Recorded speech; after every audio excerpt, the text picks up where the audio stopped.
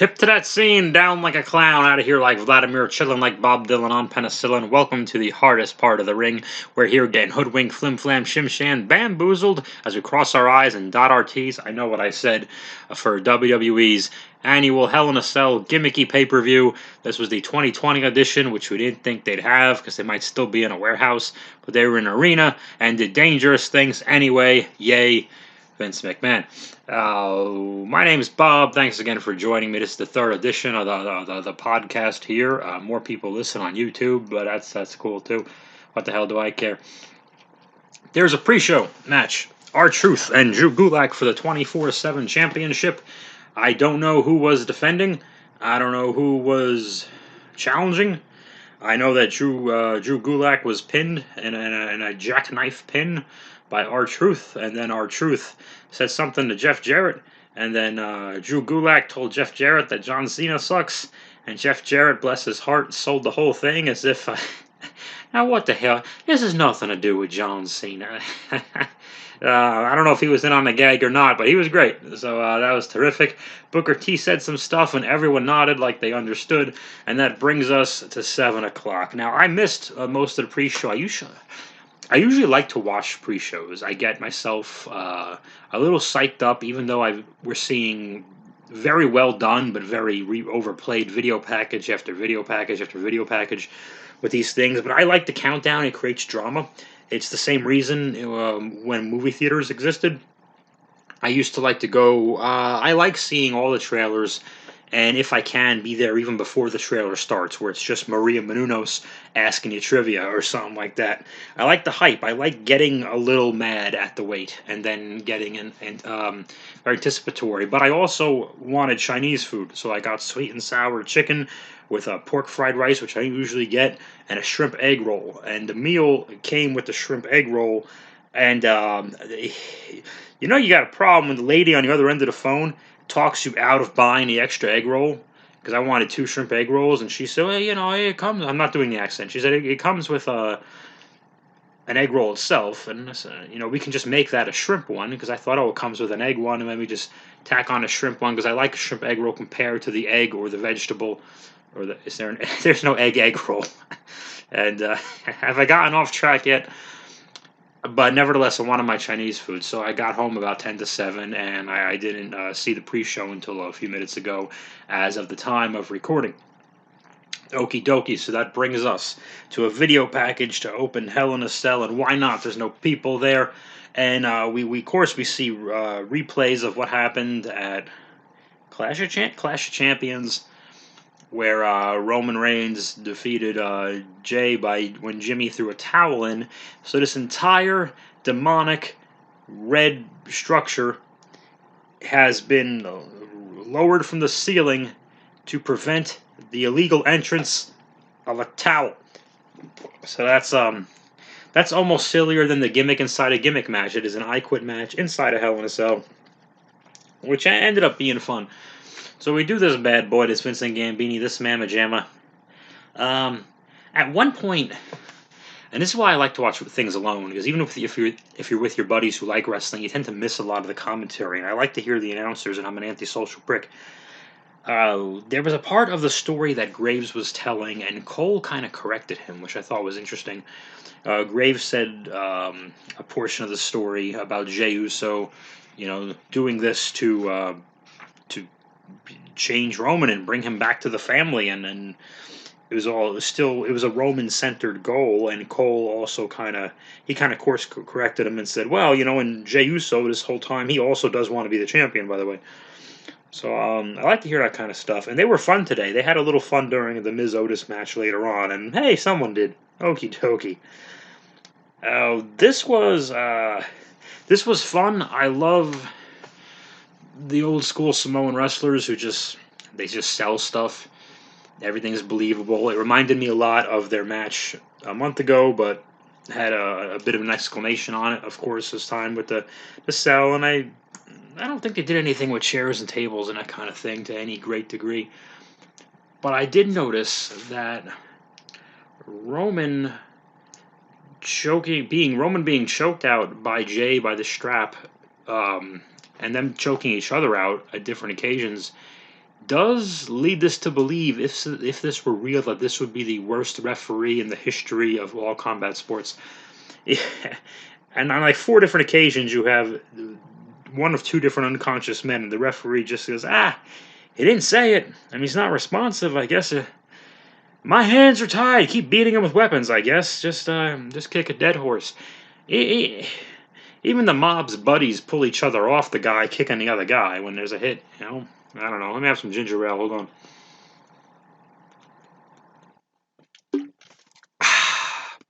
That was good. I'm having Schweppes. I really should be having some water because it's not good for the throat and the talking and all that, whatever. So, uh, we see a situation now. We got some finishes, but not too many of them. Once again, Jay's not giving up, but Jay's clearly in trouble. There's pandemonium. There's some referees being tossed. I love a good ref toss over the top rope. And they opened the doors to get officials in, and this was good. Instead of Heyman doing what he used to do with Brock, where Heyman would try to be the only one to talk to him, Heyman didn't even bother. He put his head down, and I mean, he has less to do in this role, it looks like, than he did with Brock, but he does so much in just a couple of seconds to see in his face, telling you what the danger is, that he's totally invaluable. As great as Roman is, I know Roman cuts his best promos during a match, which is hilarious. Which again, that's because he's not being scripted when he's cutting those. What do you know? Graves made a funny note. Then it made me chuckle. Roman was choking out Jimmy, the twin that was not supposed to be in the contest, and Corey said he's got a guillotine on a man who just had knee surgery. Okay, cool. Well, that's a bummer, I guess. And eventually, Roman does this great dramatic crying scene with Jimmy, and he breaks down, and as if he's going to turn back to the good side, and we know he's not. And I think when he was wailing away on Jimmy or choking him out or whatever, that's when Jay, of course, would say, "I quit." We knew there was going to be some kind of chicanery there. My prediction, actually, I was sort of close. I thought Jimmy would find a way to sneak into the cage and in a similar outfit, and to save his brother when the referee was distracted, he would make the switch with his brother and then lay there and just say, "I quit," just to get the match over. And not turning heel on his brother, not turning the twins against each other, because that's kind of idiotic, but just to save his brother, I thought he was going to do that. Similar to throwing in the towel, but just saying, "I quit for you." But then I guess the heat's kind of on Jimmy if you really, who the fuck knows? I don't know. But this was awesome.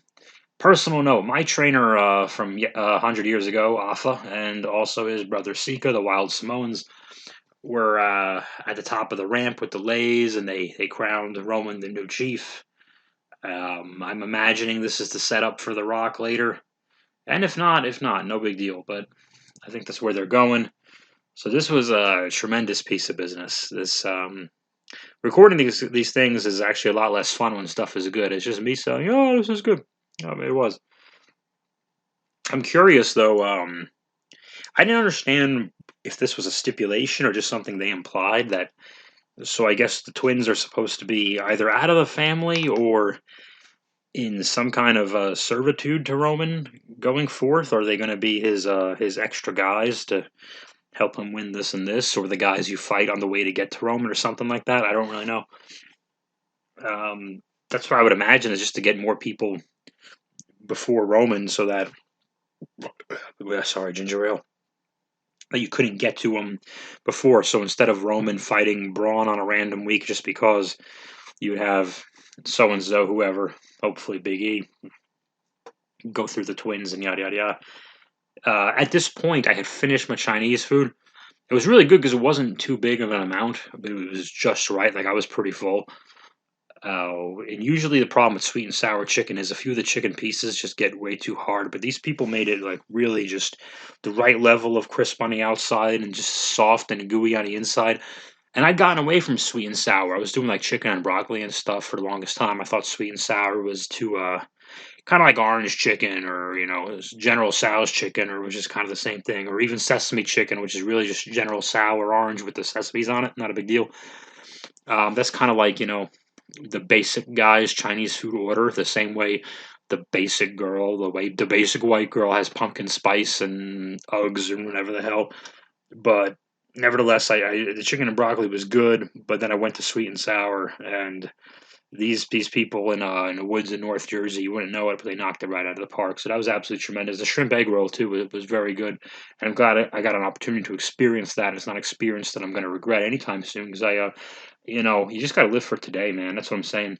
There was a commercial that may or may not have been for WWEshop.com. I'm not sure. There were T-shirts. I didn't understand what was going on, and there was a replay of Jay saying "I quit." I guess his first "I quit" wasn't very audible, but I mean, we got it. It really didn't matter. It's in the old days, before you saw tapping, a guy would just nod, and or the referee would just say he said he quit. It was very anticlimactic. So we didn't see nearly as many submission finishers back in the day. Tony Schiavone's even said that his only problem with the old war games was submission only, and the fans can't see and count along with the dramatic 1, 2, 3, and you just kind of have to be told that it's over. And also, there were no screens up on the ceiling in those days, so and I get his point. I totally get it. I'm like, wait, what? There's always any old submission match before like '97. There's always a looking around and going, wait, wait, what are we doing? Is it over? So you didn't see too many of them. But what happened next? There's a replay. Elias versus Jeff Hardy. In my opinion, this stole the show. No, I'm not. I'm kidding. Elias. They did some kind of match. They're fighting over whether or not Jeff Hardy hit him with a car. And Elias says he drinks a lot of alcohol. And then Jeff went to do a swanton where Elias is half in the ring, half out of the ring, and the half that is out of the ring is on the apron, which is the hardest part of the ring. And of course, he doesn't hit the move. And there's a DQ finish where Jeff Hardy picks up a guitar and he wails away on Elias. And they do this really funny shot. I think it was unintentional. If there's any humor in WWE, 9 times out of 10, it's going to be unintentional. Where they pan up from a beaten Elias into the announcers who are talking about something else. And it just kind of cracked me up the way they went from A to B there. Speaking of A to B, Roman versus Jay, let's just backtrack. My good friend Wade Seltzer over at the Wrestler Rubbernecker, he gave it 17 stars, and I gave it 17 and a quarter stars. And Elias versus Jake got, who the hell is Jake? Elias versus Jake sucked. That got -2 stars, but Elias versus Jeff Hardy got 8.67 stars. So, just so you know. Then we recap the court thing, the Law and Otis thing, which is a parody of the popular television show Cheers. Normally, I would hate this kind of tomfoolery, chicanery, shenanigans, lollygagging, and horseplay and roughhousing. But I didn't mind it because thanks to the AEW Show Tune musical segment last week with MJF and Jericho, the court segment on SmackDown wasn't the stupidest thing on wrestling this week. So in that sense, I really didn't mind it. Kayla, who is short, is back there with Otis, and it says Tucky because that's what his friend calls him, Tucky. That makes me laugh. His name, his badge on his Venom shirt with no sleeves says Tucky. Miz and Otis. I think Otis had new music, which led me to believe one WWE rule number 480: if you have new music, you're going to win that match. And I think I know Otis lost the match. I think this is the first time I could remember someone with new music not winning a match, unless you're Retribution. But hey, okay. Tucker turned on him. Hits him with the briefcase for the 1, 2, 3. I love that Miz didn't hit his finish after the briefcase. It was just briefcase 1, 2, 3, because a lot of times nowadays everything gets so contrived. You have to do the briefcase, and then that goes right into Miz going for the finish, but then Otis breaks out of the finish, and then maybe Otis swings a line and Miz ducks. And then Otis turns to look at Tucker because he's still distracted by the betrayal. And then Miz kicks him in the nuts because the referee's also looking at Tucky for no reason. And then he hits the finish. And then 1, 2. But there's no reason for that. All you need is the briefcase. That's the story. Tucker turns on him. Briefcase. And that was it. 1, 2, 3. He got knocked unconscious after being hit in the shoulder with a briefcase, as you would. and that was it. So I like that it was just it's over. Um, I don't know if they were showing video packages after that. I urinated out of my urethra like an American, and then I cleaned up the Chinese food because I'm staying at my brother's house. So, um, after I cleaned the plates and stuff, and I washed out the Tupperware, and I made sure I didn't put any rice in the sink because there's starch and it kind of corrodes the pipes. So you don't want to put rice in your sink or your garbage disposal. So I made sure to clean up all that up. But then the cell was lowering for Sasha and Bayley when I returned. And here's something interesting. For Roman and Jay, and later for Drew and Randy, they lower the cage and then do the entrances. But for the women, for whatever reason, they let them both enter and then they lower the cell on top of them. I like that better because you get to see the wrestlers' reactions to the cell being lowered, and it kind of builds up the danger of the structure. So, so this way they're not just running into it willy nilly like this is another day at the office, and it happens to be a giant red cage there that even though it's made of steel, it looks like plastic because we painted it. And on paper, I don't have a problem with the red cage. By the way, if we need to address this is the third year of the red cage. So the women have never wrestled in a regular silver, gray, whatever colored cage. They just all the women have had red ones, but still. Yeah, I like it when they lower on top of them, let them think. Like the Undertaker can no sell it, and his opponent can look around and whoa, what's going on? I'm all scared. You can do that, but whatever. The women they did this one, give them a chance to see some facials and stare each other down. They did. This is really well done because this could have gone so wrong, but the timing was so great. So Bayley has the chair, and Sasha knocks the chair out of Bayley's hand, and it goes through the ropes and out of the cage right before it lowers. Which I don't know. Actually, maybe I'm full of shit, and they did like 5 takes on it. I don't really know. 'Cause I don't know how live these things are anymore. Honestly, I don't know. But anyway, the what we saw I thought was really well done because it could have gone wrong. What I don't understand is Bayley's look of shock and fear and terror that she lost the chair she wanted to hit Sasha with to have an advantage in the cell when underneath the ring are 48 weapons. I understand that, but in principle, that would have been really cool.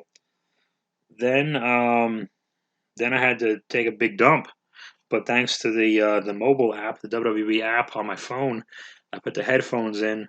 I went to take downstairs to take a colossal dump, and I didn't really miss too much of this match. So I only missed like a minute in the middle, which is cool because I didn't want the match to be ruined by my colossal dump.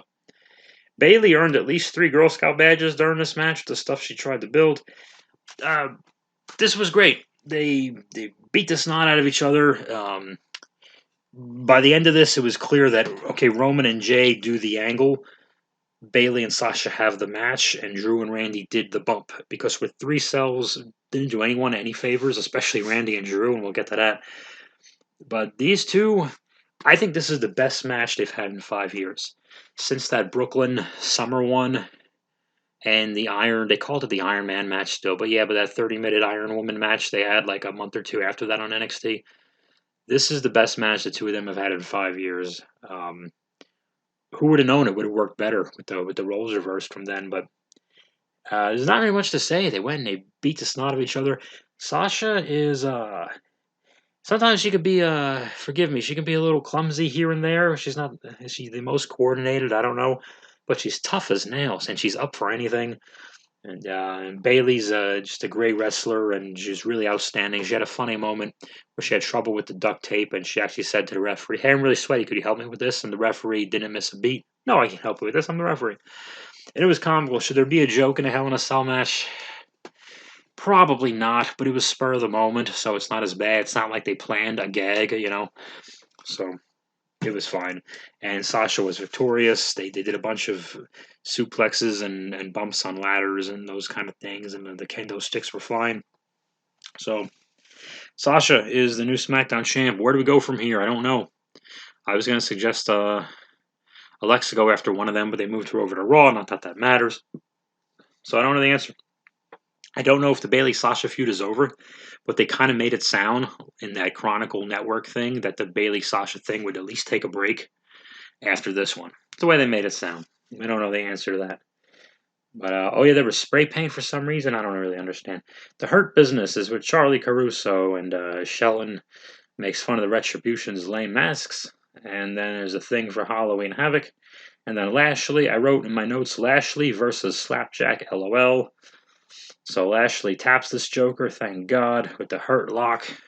And Retribution is why did I write HB? Retribution of Hurt Business. They probably just brawled. I don't even remember. And then that match is really there to give us time between Orton and Drew. And they do an early attack. I didn't know that this was also going to be a Hell in a Cell plus another gimmick match. Like earlier, we had the Hell in a Cell plus an I Quit match in the same one. This was a Hell in a Cell handicap match of Drew versus Randy Orton and Orton's pants. So the bell rings. Drew was in control. They beat each other up. I mean, they're trying, but I just didn't. It's hard to tell if the audience is feeling it because they're piped in anyway. At one point, Drew does a Russian leg sweep, where you put your leg around the other guy's leg and then you rig his elections. Sasha Bayley got 688 stars.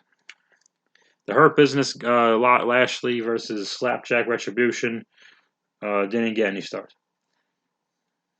There's a "This is awesome" chant from the piped-in crowd, and then they both climbed to the top of the cell, and I fell asleep. That's what happened. I don't know why. I woke up, and then the network was starting their Orton Taker documentary thingy, but then I had to go back and rewatch it, and I rewound back to the part where Orton lost his pants, and then finally they climb up to the top. There's a big old bump. Drew goes from halfway through the table thing, and I think it was a no reason bump, honestly. It's not going to be memorable. They'll replay it, but nevertheless, he hits a Claymore. Randy rolls away from the ring just so Drew can get his finish in there once. I think he just should have hit it on top of the thing. Why the hell not? But whatever. And then there's an RKO. And 1, 2, 3, Randy Orton and his pants are the new co-WWE heavyweight champions. What's going to be interesting here is what do we do with Drew? To me, that's what's interesting. The guy, unlike Sasha, Bayley, Randy Orton, Roman Reigns, Drew never got to be a pre-COVID main eventer. The best test we got of the live reaction to him was at the Rumble, and that was just the beginning. That was like the first.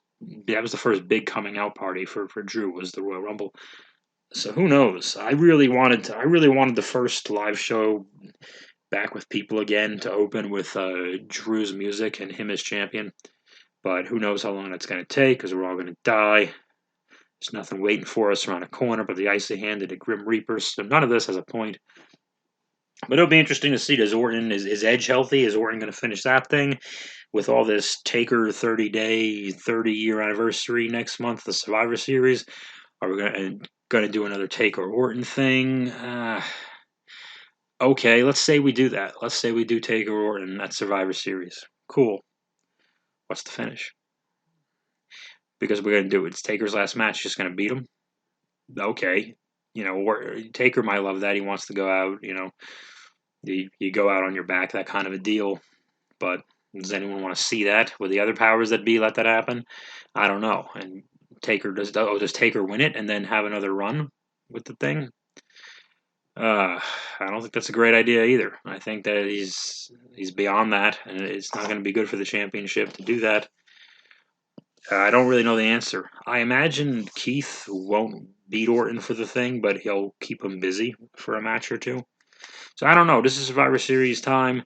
As my buddy Brian Yang mentioned today, the Survivor Series time is now like the SmackDown versus Raw season. This is the season of blue and red shirts and bragging rights and matches that don't mean anything between brands and getting NXT involved. The only advantage of these matches, of course, is with some people getting COVID left and right that you can fill in spots easier. It's very hard to replace half your main event, but if you're replacing an eighth or a tenth of your main event, it's a little easier to fill the spot and then think of something else. So that's the only reason they might still do that. I can't stand the bragging rights stuff. Or just now the last couple of years has been those pointless, okay, our champion versus your champion match. like IC versus US and that kind of stuff, but the winner doesn't get anything. I don't understand what the incentive is. And if we're going to have a draft, which we don't follow anyway, why would you have brand loyalty, especially if you're on both? Most of you are on both if you're some kind of a star. It doesn't. None of it works. No one cares. Only NXT would have the reason to have loyalty, and they were made to look pretty good last year. So that is that's all I got. Yeah, I'll talk to you in a day or two for the what do you call it? The Raw. See what happens. I'm gonna finish my ginger ale. That'll teach me a lesson. Oh, Randy versus Drew. Did I tell you already? I forgot. It got 712 stars. So tune in again. It's on podomatic.com. You can subscribe to these things, so you don't miss them. I think you get like a little email that tells you there's a new one or something. Or you can just keep listening on YouTube if you don't follow me on here. I don't have any other news. It is what it is. Saying stuff, doing things, saying stuff related to things I'm doing stuff in correlation with the things that I'm saying. We never landed on the moon. Thank you very much. I'll see you next time. Hardest part of the ring. At Bob Hansen Jokes. Sweet and sour chicken.